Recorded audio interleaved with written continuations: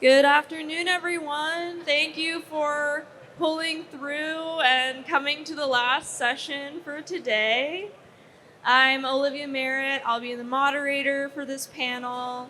I am the program coordinator for the U.S. Plastics Pact, and we're a nonprofit that's working to increase circularity in plastic packaging. We have over 120 members. Three of the panelists here, their organizations are members of the Pact. And if you're ever interested, then please come up to me after the panel. But we really wanted to highlight today reuse and how customer behavior is so key to implementing reuse in society today. And I'm thrilled to have four amazing panelists with me. So we have Mark Sholkowski, who's with the Clorox Company, Tony Rossi from TerraCycle/Loop. We have Jonathan Jenkins from Pact Retail Accessories, and Jason Hawkins from reusables.com. So let's give a round of applause for the panelists. All right, and we'll start with some introductions from you all, starting with Mark and going down. Just introduce yourself, your organization, and for a little fun thing, what is a cool reuse product you've seen recently? Sounds great. Hi, everyone. My name is Mark Sholkowski. I work for the Clorox Company. And how many people in the audience have ever used a Clorox trigger spray product? All right, that's a good number. That's what I like to see. So my job at the company is R&D, primarily focused on developing the new generation of future products. If you've played with Clorox Disinfecting Mist, something that the Plastics Pact has given us some recognition for is a concentrated chemical refill that saves 80% of plastic, and we won a recent reuse award from the U.S. Plastics Pact, so thank you so much for that great recognition. And just overall, looking forward to helping drive the future of retail and reuse packaging for old school products. One new product I really like, I will give a lot of credit for Method. I think that their customized aluminum bottle is a very good shape and look, and I'm excited to see how it does in market. My name's Tony Rossi. I work for TerraCycle and Loop. I've been with the company for 12 years and talking waste, garbage, recycling, and most importantly, reuse for the last 5 years. With partners like Mark, consumers, retailers, and everyone in between. Because I'm sitting beside Mark, I'm going to say my favorite reuse product is our Clorox disinfecting wipes. Of course, it's probably the best-selling product that we have here in our Loop platform in the United States. And I love it because it approached reusability and sustainability, not from a reusability and sustainability kind of get in your face. It was a beautiful counter-worthy product.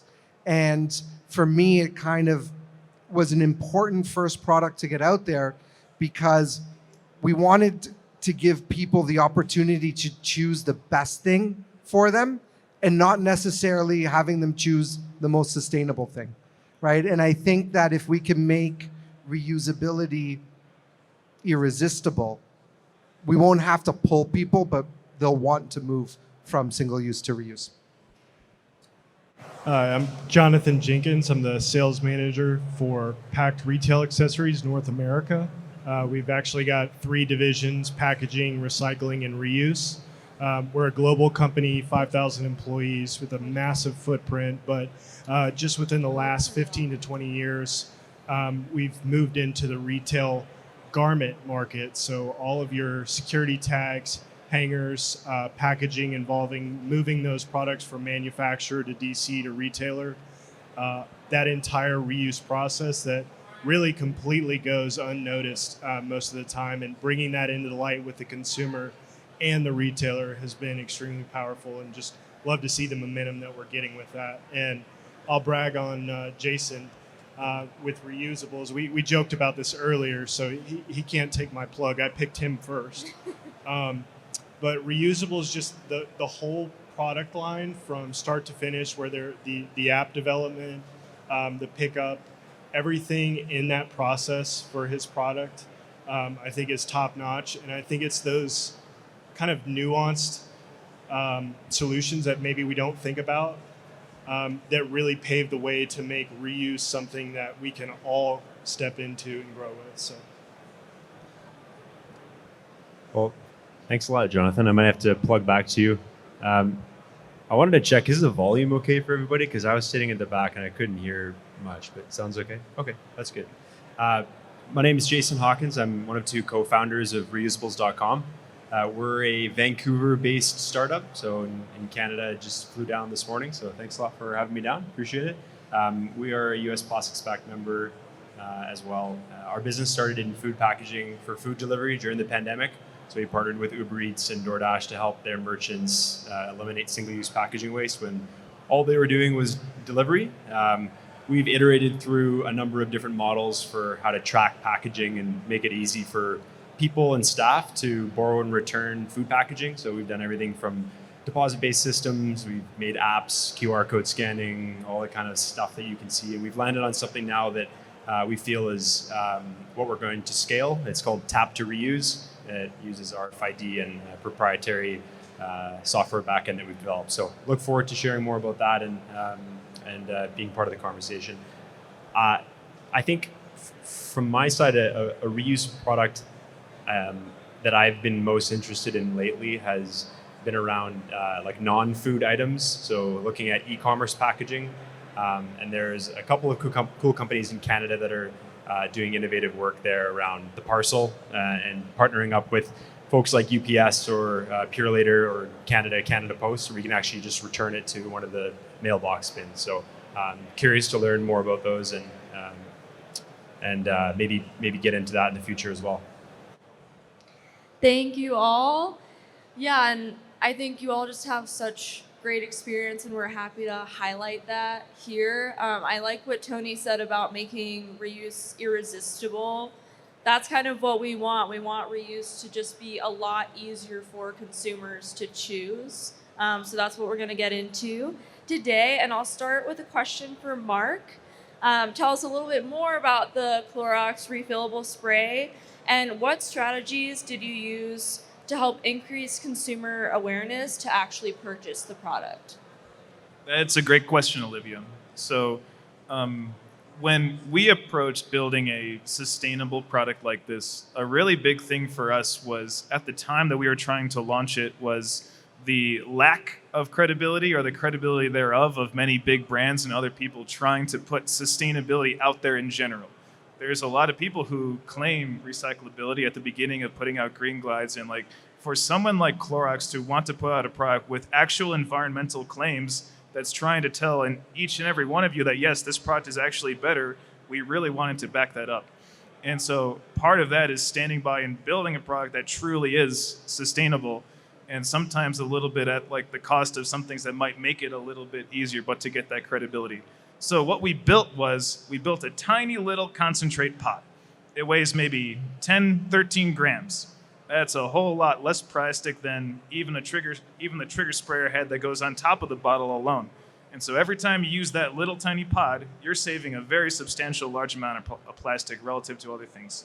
But that is an extra step. Like, you have to take that product, you have to go home, and you have to refill it with water at home. And so you actually see a very large variety of products of us really trying to swing for the fences and meet the sustainability targets that we have. If you guys, how many people in the audience know what Dawn Power Wash is? You guys heard of that product?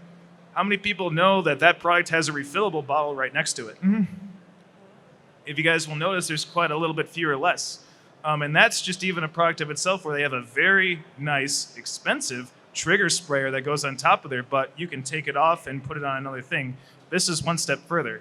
So we wanted to try and build something that for people was something that very obtainable, something that was at a price point people could take, and you can buy a 2 count of these bottles for $5. And so when you're sitting on shelf, it's something that like people don't go to the store every day looking for a spray cleaning product. It has to be very intuitive, that you can see it directly there on shelf. So that was a big thing for us, was we want to build the credibility with you, make something that's truly sustainable for all of us, and that's why partly we do this outreach. So we can tell people that yes, we really do care. We're not just in this for like building a claim. We really want to try and build something that's better for them. Thank you so much. Now to Tony, I'd love for you to talk to us a little bit about Loop's work in Europe and are some challenges and lessons learned that you're going to try to bring to the US.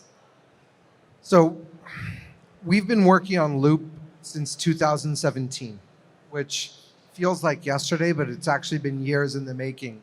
And our Loop platform in Europe is the biggest example of our reusable infrastructure anywhere in the world. And just as a recap, we have a retail partner in France, which is Carrefour, so one of the biggest retailers in France, who sells grocery products to consumers. We partner with brands who've created reusable packaging, or they fill their product in the reusable packaging. It goes to Carrefour, the consumer buys it, takes it home, uses it, and brings it back to Carrefour when it's empty. So that's the system that we have. We should be in almost 500 stores by the end of next year. Today, Loop is available almost entirely across the country, not at every single one of their doors. Our learnings there have been, from the consumer perspective, the consumer wants reusable products, right? That's the biggest complaint that we get from consumers in the platform today is, why isn't there more stuff? There's a good reason why there isn't more stuff, but the demand is there. From the retailer's perspective, that demand has allowed them to free up shelf space in their stores for these products. If anybody's ever worked with a retailer, when it comes down to profit per square inch, they are very picky on what they put in their stores, and it needs to sell. Otherwise, they will no longer stock it. So the fact that in Europe, Carrefour is dedicating that space, that's important. And without the retailer making these products available, in our experience and in our very specific model, it's next to impossible to get up off the ground for what we're trying to do. I will say as well, there has been a lot of legislative pressure in Europe and in Japan to push the retailer to want to do this as well. I think in our experience, it's very difficult to compete with single use today. This entire show showcases so much efficiency, profitability. How can you do things easier, faster, and make more money? In reuse, it's the opposite. It's harder, it takes a lot of effort, and you're going to make less. So without that legislative pressure, it's difficult to force people to want to do this. So that's been our experiences. When you have that legislative pressure, when you have a retailer that wants to do it, then the brands come on board as well, and the consumer is excited to have these options. And it's been a lot of fun to see reusable products outperform single-use products on shelf. Thanks, Tony. Yeah, and talking about how the retailer has to be on board, the store employees have to be on board too, right? Like they have to help enable these systems. So, Jonathan, I was wondering if you could speak a bit on training employees to get them on board with reuse systems in a retail setting. Yeah, so it's obviously a challenge for, as Tony just said, within retail to get that first bite, to get the interest going. But we take a little bit of a different approach when we're talking to a retailer. We typically start with distribution level and floor level because the folks that are dealing with these processes every day have to be on board and they have to understand the value and the merit behind that and what that does for their business, for themselves. So going in, having those training sessions at the distribution center, at the store level, is imperative. Having materials, whether it's digital or print, just having that stuff available is another huge aspect of that. I see a lot of times with similar reuse space, there's not a lot of training. It's kind of like, here's the product, go reuse it. You guys figure it out. and the store is stuck with another mandate, another process, another thing that they don't understand, they don't like. It adds to, more time onto their day. It's another delay in that movement. And so getting on their level and working from the ground up to build that reuse understanding and pipeline is really the best way that we've identified. Great, thank you. And Jason, we hear a lot about technology, automation, things like that. So what are some ways to better the consumer experience using technology? Speaking on reusables.com. So when it comes to technology, we really just try to allow technology to be the enabler for the experience we're trying to create. So I think the easiest way to put it is when we look at the user experience, we're trying to eliminate as many barriers as possible for the consumer and then for the store to adopt it. So as Anthony suggested, there are multiple reasons why stores and B2B businesses would say no to reuse right now.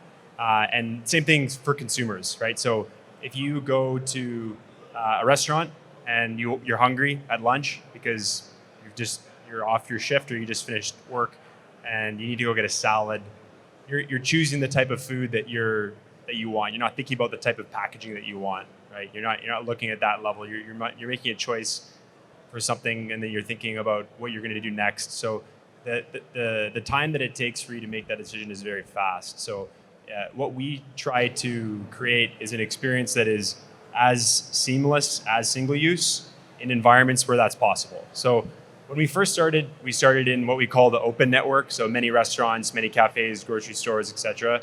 And then we've since refocused to what we call closed loop enterprises. So campuses, office buildings, hospitals, places where you're actually able to design an experience that is similar to single use. So if I go to a cafeteria and get a bowl of salad, it comes in a reusable container. I don't have to pay a deposit. I don't have to download an app first to get it. I just get to tap to borrow.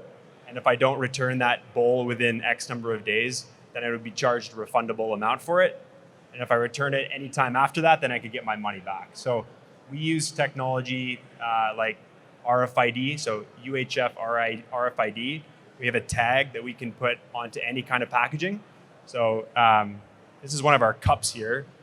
This is our cup. We own this. We recirculate them among our 100+ stores in Vancouver.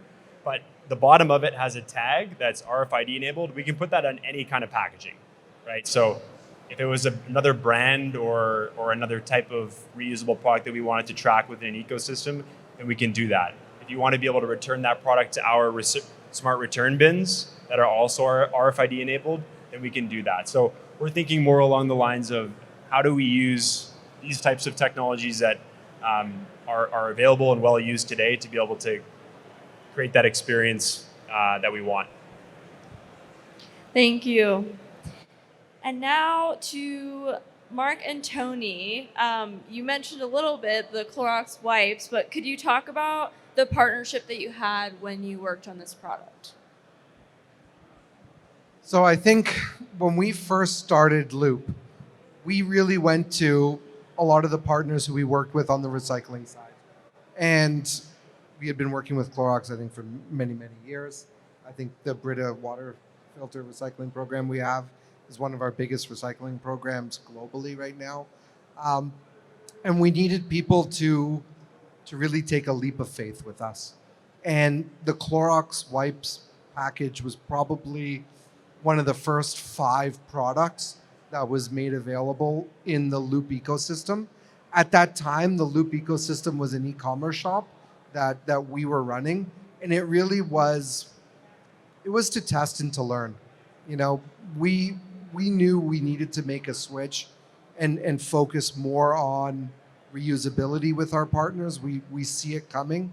As a recycling company, we think recycling is limited and reuse is important. And at that time, it was just trying to get people to want to do this. And I think with the Clorox pack, it was it was a pretty expensive pack. I think it was $15 or $20 per package, but it was beautiful. It was something you would want to put on your counter. It worked very well, kept the wipes moist, looked good on a counter.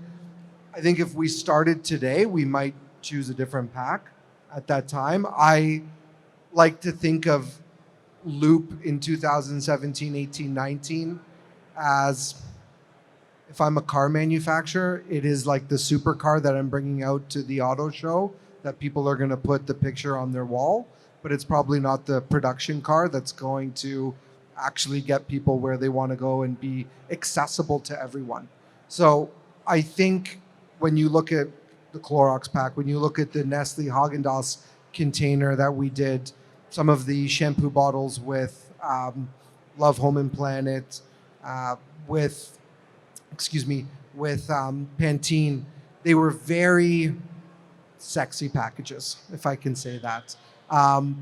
They were meant to draw attention and really meant to bring the consumer into the ecosystem.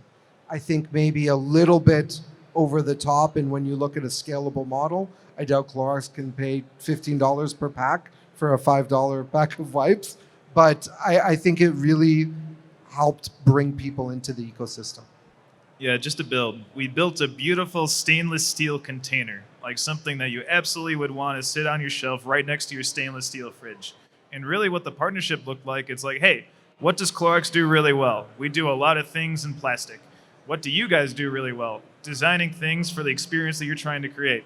So Olivia, how that relationship worked, and I think we did a great job for the learning at the time, it was, let's have TerraCycle and Loop build the thing that they know is best for what they believe is the right consumer experience for a return refill, and then we'll provide the great product that people expect to be putting inside of it. And I think it was a great testament for that relationship.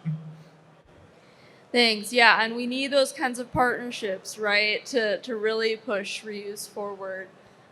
So I want to ask Jonathan and Jason, what are the low-hanging fruits of reuse in business to consumer versus business to business? Because we see a lot of companies are just, they don't know where to start. They don't know what will be the best return on investment. So what do you think, from your experience, are those low-hanging fruits? For us, engaging with RPA, U.S. Plastics Pact, a lot of the organizations that are already highlighting reuse has really helped open doors to a lot of retail engagement that we didn't necessarily have prior to. So building on those relationships that, a lot of retailers are exploring reuse in other areas. Obviously the highlights food packaging, right? So hangers kind of goes by the wayside. So while they're interested in exploring solutions for food packaging and other, sustainable practices, we can also reach out and engage with them on an entirely new level that also taps into that reuse, the ESG values that they're building on, and moving into that, I think has been a success. When you think about low-hanging fruits, I think you have to ask yourself, why? Why are we doing reusable packaging in the first place? So, what are we actually trying to achieve?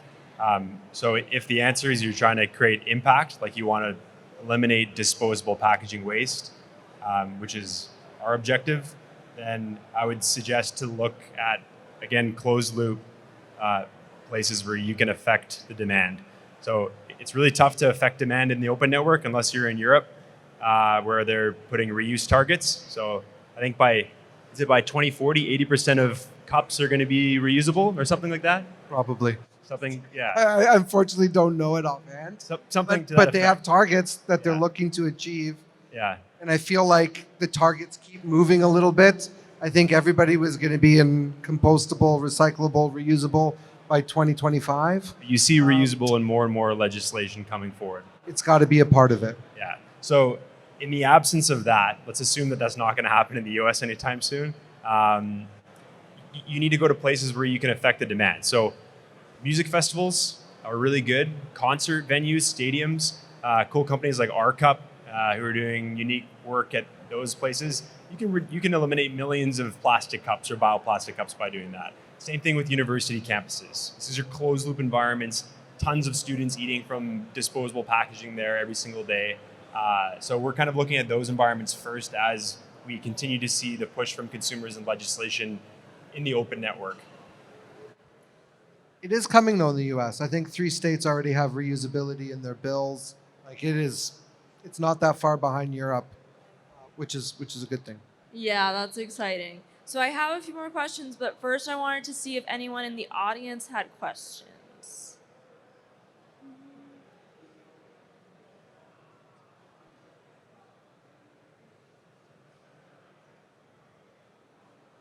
Oh, we have one. Maybe? We must be very good panelists and answer Yeah. everybody's questions. Nailed it. There's one.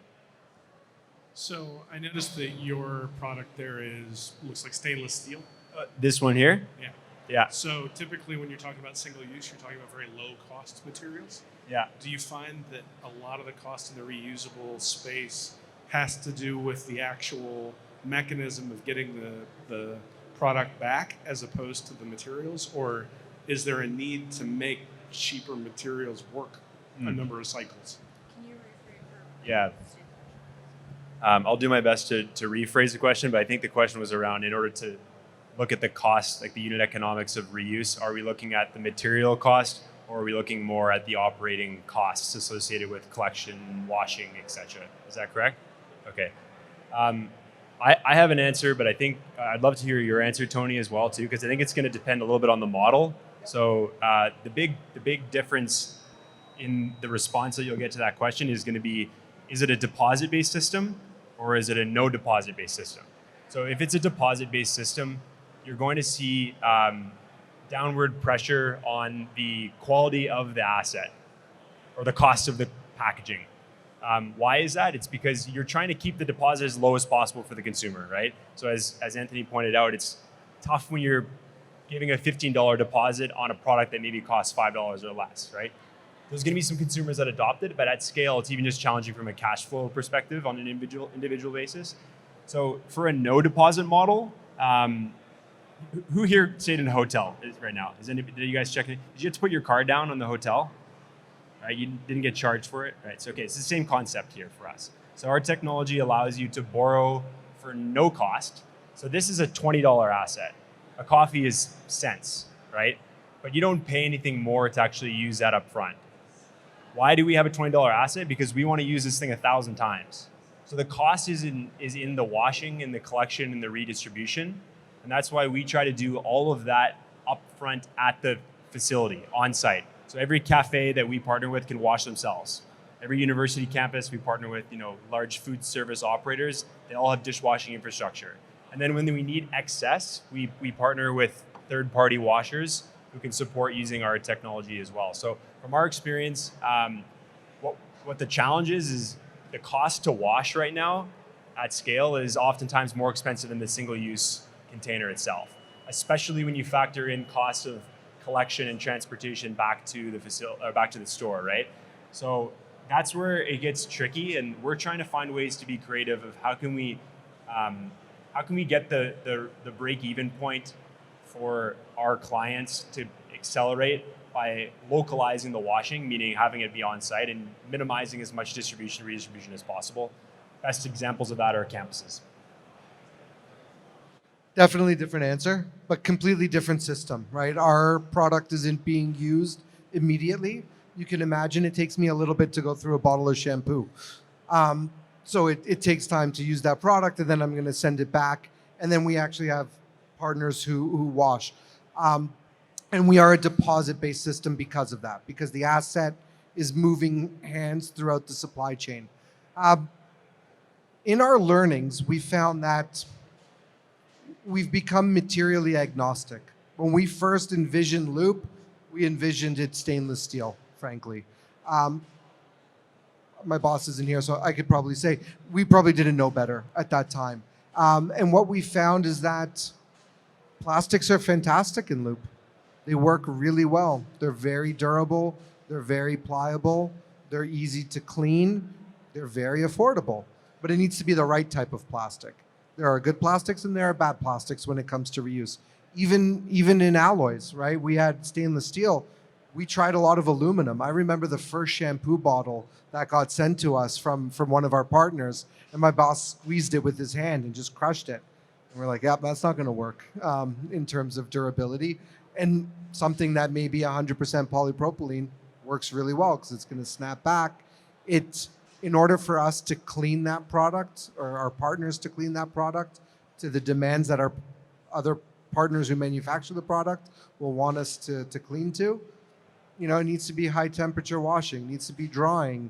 It can't pickle, right? So we tried a lot of PET out of the get-go, but it was single-use PET. It wasn't thick enough, and by the time it went through a wash and a dry, that 330 ml bottle was a lot smaller than that.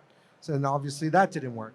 So there's been a ton of trial and error, and that's frankly what we try to bring to our partners today, is to say you do have options, and maybe it's not one size fits all for everything, and your product lends itself to this type of packaging, and this other product is going to lend itself to that type of packaging. If I could just build, as like someone who is designing something to convince people at very like on the lower end price point, something I've realized in my journey of like designing like the refill portion of things on the bottle is, man, I can make an indestructible bottle out of HDPE. But your mom or daughter or sister at home, like when they see that, if it looks and feels like plastic, guess what? There's another product sitting right next to it on shelf that also looks and feels just like plastic too. And so the perception of durability on shelf, especially when you have branding and other things, can be a little bit subject. That might make us have to explore options on the upcharge end, not even from a technical lens. Hell, plastic actually works better for chemical compatibility, and that's why we use it so broadly across our portfolio of products. Hell, we only switched to it because glass kept shattering back in the day for like Clorox bleach bottles. But man, like that's I think why you're seeing things like Method come out with the more stainless steel aluminum. It's not because they necessarily need to, but it's about what do specific consumers think is like the right thing for something they actually want to invest in. Because we don't currently have a legislation model. If you have a legislation model, then yeah, I think you'll see a lot of lower priced HDPE and PET and other things on the market. But in the world where it's consumer preference, that's kind of like the table stakes and the standards right now. Yeah, great points. Thank you. Thank you for the question. So Jonathan, we haven't heard from you in a bit. I would love for you to talk about, like, you have Pact Retail as a suite of different reuse options, from clothing hangers to security tags and boxes. How does that affect the overall success rate? And did you start with one reusable product and then just launch that, or did you do it kind of all at once to the customers? So it really depends, again, on that approach with that particular retailer. We might have one come up and be interested purely in hangers, and we're happy with that. We're going to jump on board and make sure that they have a great reuse system with hangers. And then further down the line, we might tap their shoulder and say, hey, you're doing the hanger program, we need to look at security tags next, or we need to look at polyboxes next. And so I think vertical growth is totally acceptable, but just getting that first, the journey of 1,000 miles starts with the first step. Just getting that first piece to fall to say, look, the retailer understands the value in this, because, everyone here, we know the consumer already sees the value, right? And the retailer is slowly turning to that with legislation, with taxation, with pressure from AU and Europe.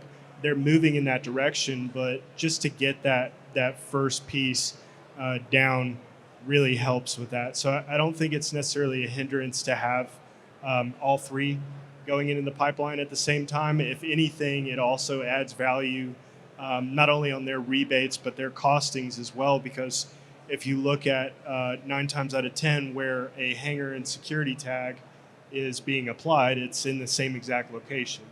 And we have facilities all over the globe that are close to what we call needle point, where the manufacturer is located. So once that product is QC'd, cleaned, and inspected, it's moved directly to them. So returning that stuff from stateside allows us to consolidate shipping, offer more savings both on the cost side as well as additional carbon benefit using less movements. Yeah, thanks. And you touched on kind of back end logistics. I wonder if a couple of you could talk about that, because that's such an integral part of reuse that's not as big of an issue for single use. So does anyone have thoughts on that? On like how to really make a reuse system work with reverse logistics? I can go first. With our model in France right now, there is a reuse drop-off bin at every Carrefour. So we as Loop service that bin, and any Loop product can go into that bin. We pick it up on a route, just like a recycler picking up their corrugate boxes, a composter picking up their green waste or food waste. So we're there like any other waste management company, servicing that bin, and it's all together. So it's not like you have to drop off each package on its own. It's together, and then we bring it back to our facility, and that's a huge piece of making this financially viable. I think even a goal longer term is, can Carrefour maybe bring that back with their own reverse logistics to some of their hubs, and then we pick up from their hubs, and not one bin at a time, but maybe a truckload, half a truckload at a time. I think that's a huge part of it, because those logistic costs are new. They don't exist in single use. So all of that is hitting someone's bottom line. So we need to be able to figure that out in order to make this financially viable long term. But that's a huge piece, and I think that's different than kind of what you were talking about with our cup. When you look at like a cafe or a stadium, it's a little bit easier. When we have to bring this stuff off site, it gets a little bit more complicated. Yeah, I totally agree with Tony on that one. We have about 100 stores that are individual brands, some large chains in Canada like IGA, or like some small 5 to 10 location stores. Everybody uses the same packaging, so we got about 10 different types of SKUs. So it's a shared asset. So you can return to any participating store within the network. So we try to make it convenient. Like Carrefour has a ton of locations in France, so similarly there'd be a lot of locations where you could return in Vancouver.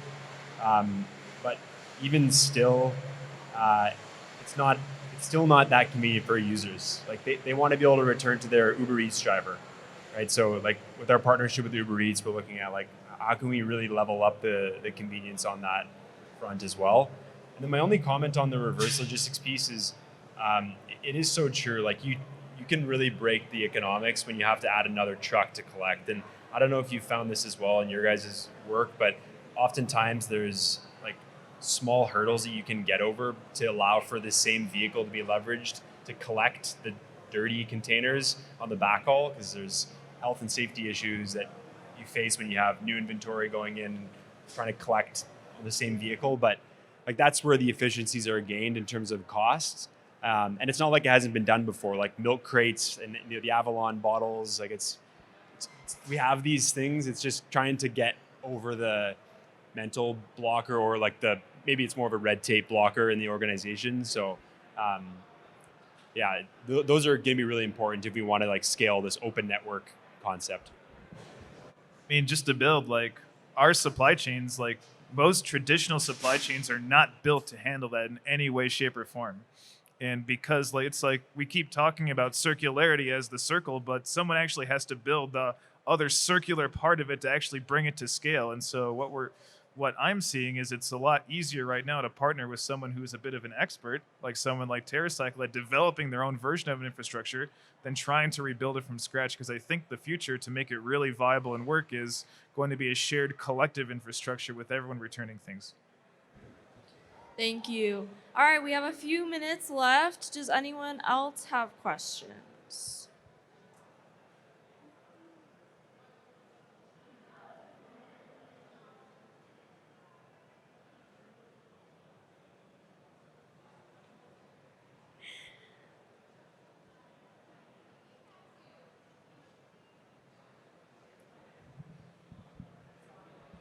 Okay, kind of a hypothetical, knowing what we know about the cost structures, et cetera. If you had to prioritize for a company whether to focus on creating sort of this reusable loop or creating a recycle infrastructure for packaging, plastic packaging, where would you put your focus?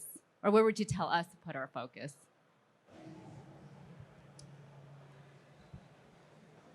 I have a lot of passion for trying to make recycling work. I think when I look at everyone in my generation, they see a lot of negative media about plastics in general, and it makes them think that just all plastics are just inherently bad, period. And then you get to see people choosing metal, which has the worst greenhouse gas emissions on the frickin' planet.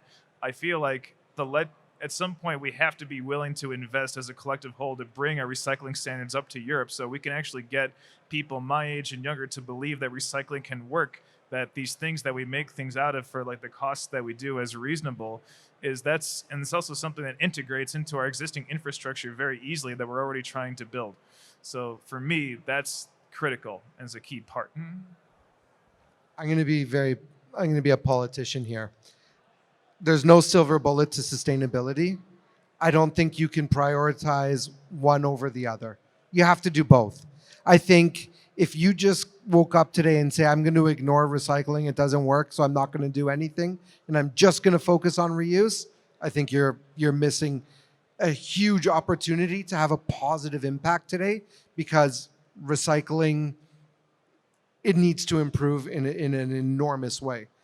But I also think if you are not building reuse into your supply chain somewhere, maybe it doesn't have to be consumer facing to begin with, but do something back of house, do something at your facilities. Are you using wooden pallets? Maybe you should be using plastic pallets. This room should be full, frankly. And you guys are all smarter than everyone else because you're here and you're taking the right steps to either learn about reusability or integrate reusability. But if you're not thinking about that now, you're going to be very, very far behind, and you're going to wake up and then you're going to be kind of up a creek without a paddle. And that's not a great position to be in. And being at TerraCycle, I've seen that on the recycling side. I've seen people who've been focused on, maybe it's a single-use capsule, maybe it's a multi-laminate film with some helicopter on the top, and there's no way. And then they're like, well, this should be recycled. You could have done some work on the front end. So unfortunately, you can't choose one over the other, in my opinion. You have to start to do both. Yeah, and I think, to jump back just a little bit on the reverse logistics, with a lot of the retailers that we work with, the majority of them have that, right? But a select few don't have that. So I think that's where, in some circumstances, recycling can complement that step forward to reuse. And having small processes in place within recycling and building on that, laying the foundation, because reverse logistics, the freight movements is going to eat up a huge amount of that cost for the transition from recycling to reuse. There's the disconnect, right? How do you get it back? So I think, in my opinion, it would be moving from one to the other and allowing them to complement. The only thing that I'll build is people are already programmed to put stuff in a trash bin at home. And if you want to change that, that's a lot of behavior change for many, many parts of the country. Hell, there's parts of Texas that don't even have recycling streams today. That's a big outage right there. If you can get something to work where we harness the system that we already have, i.e. putting things into a bin, and then we spend a lot of money and investment on the technology at the back end of what to do with all this stuff instead of taking it to landfill, I think there is a lot of potential there. That's just my personal opinion. All right, go ahead. I was going to say, I think you're on the wrong panel. The recycling panel is over there. It's returning somewhere. And we need both to get to circularity, right? So one last thing, if you could each just quickly say one action item you have to the audience here to help enable reuse. I think stepping outside of the box, literally, and looking at solutions that don't necessarily pop up top of mind. You mentioned, when you check into a hotel, you put a card down for the room, right? But then you also, what do you get back? You get a card for your door, right? And let's be honest, how many of those cards actually make it back to the front desk? Probably less than 10%. So little nuances like that, I'm seeing more and more. The hotel rooms have the app where you just tap the phone to the door and it lets you in your room. Solutions like that just seem so logical and simple, but are just they're lacking that first step. I think we've all got an opportunity to explore that and look at 1,000 different varieties of opportunities for us to say, look, we can be reusing. Maybe it's not on a massive scale. Maybe it's not in the limelight, but it's a step in that direction. So I would say take inspiration from what these two folks have done and try things out, pilot things, break things, and then tell the world how it went, right? Like, just make sure you continue to test and iterate. There's lots of companies out there that are able to support, so just give the lowest hanging fruit in your version a shot at reuse and see how it goes.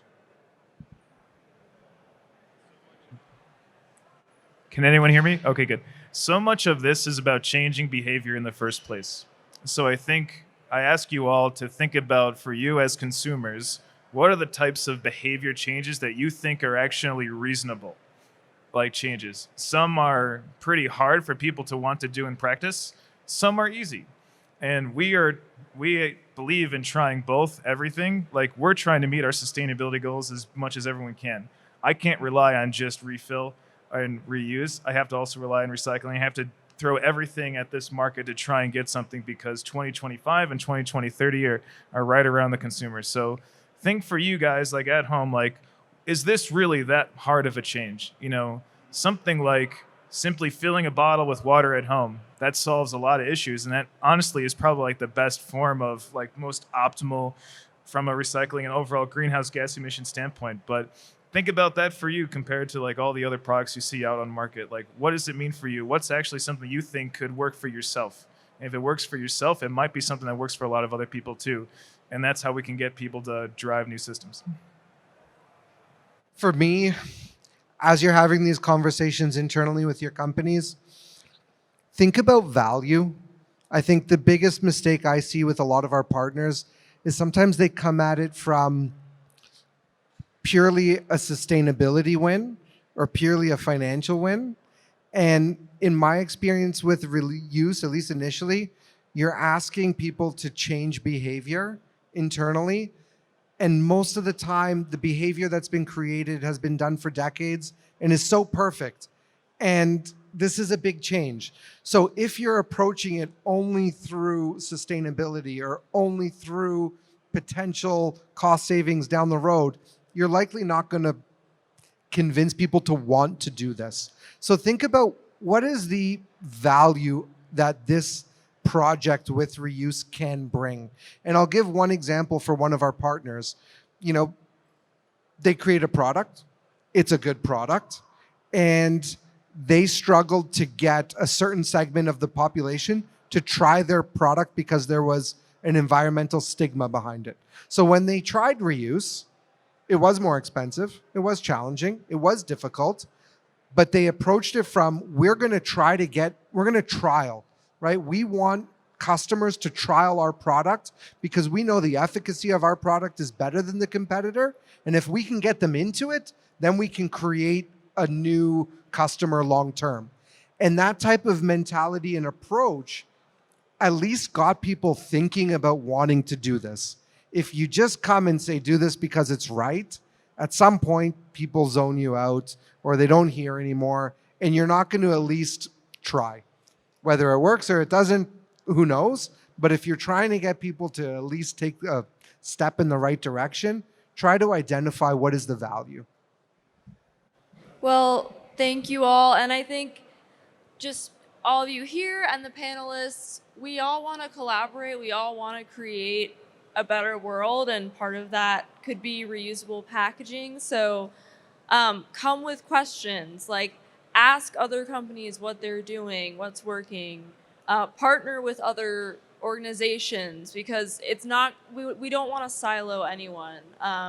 So we're all here to try to work towards the same goal, so might as well work together. So with that, thank you so much. Let's give a round of applause for our panelists.